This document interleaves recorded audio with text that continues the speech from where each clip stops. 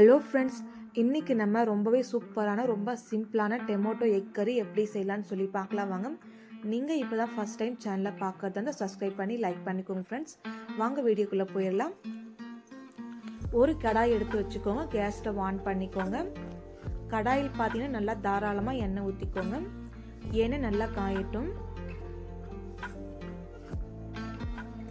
இது கூடவே நம்ம 1/2 டீஸ்பூன் போல் தனி மிளகாய் தூள் ஆட் பண்ணிக்கலாம். 1/4 டீஸ்பூன் போல் மஞ்சள் தூள் ஆட் பண்ணிக்கோங்க. கூடவே நம்ம 1/4 டீஸ்பூன் போல் சால்ட் ஆட் பண்ணிக்கோங்க.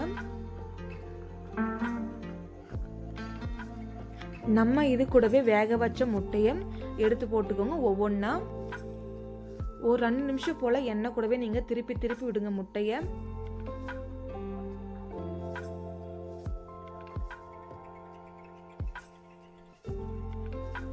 இப்போ 2 நிமிஷம் ஆயிடுச்சுங்க. ஒவ்வொரு முட்டையாக எண்ணெய் இல்லாமல் ஒரு பிளேட்டுக்கு எடுத்து வச்சுக்கலாம்.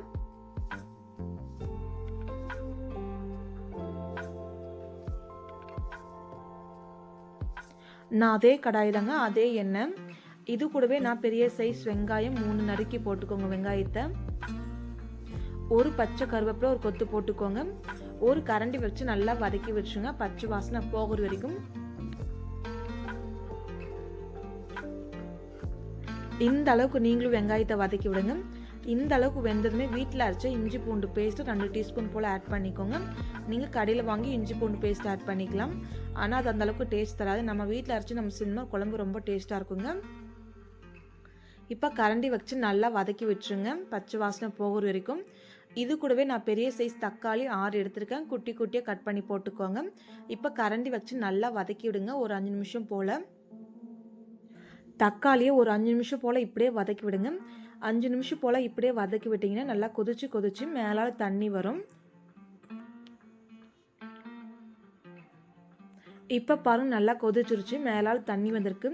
நம்ம இது கூடவே நம்ம சால்ட் ஆட் பண்ணிக்கலாம் தேவையான அளவுக்கு. கூடவே கரம் மசாலா 1/4 டீஸ்பூன் போல் ஆட் பண்ணிவிட்டு ஒரு கரண்டி வச்சு நல்லா வதக்கி விட்டுருங்க. இன்னொரு 5 நிமிஷம் போல் இப்படியே வதக்கி விடுங்க.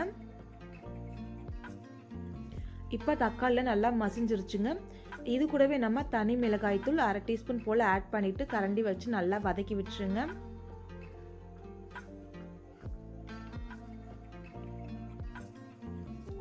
நீங்கள் இந்த டைமில் கேஸ் ஸ்டவ் சிம்மில் வச்சு 2 நிமிஷம் போல் கொதிக்க வச்சிங்கன்னா தக்காளிலாம் இந்த அளவுக்கு மசிஞ்சு வந்துடுங்க.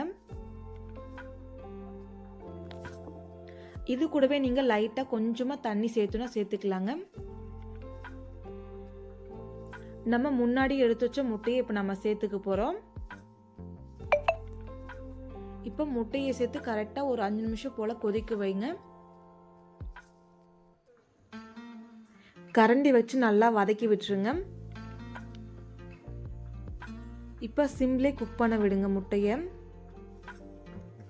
முட்டை பார்த்தீங்கன்னா நல்லா மேலால் எண்ணெய் பிரிஞ்சு வரணுங்க.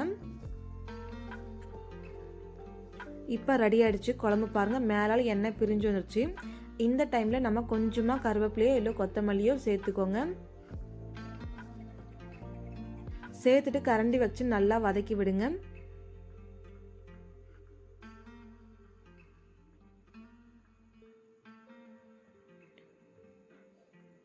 அஞ்சு நிமிஷம் கழித்து கரெக்டாக கேஸ் ஸ்டவ் ஆஃப் பண்ணிடுங்க.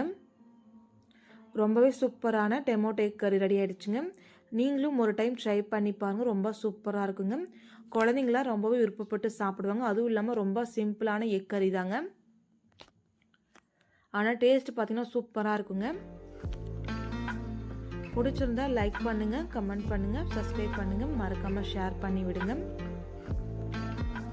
மறக்காமல் நீங்களும் ட்ரை பண்ணி பாருங்கள்.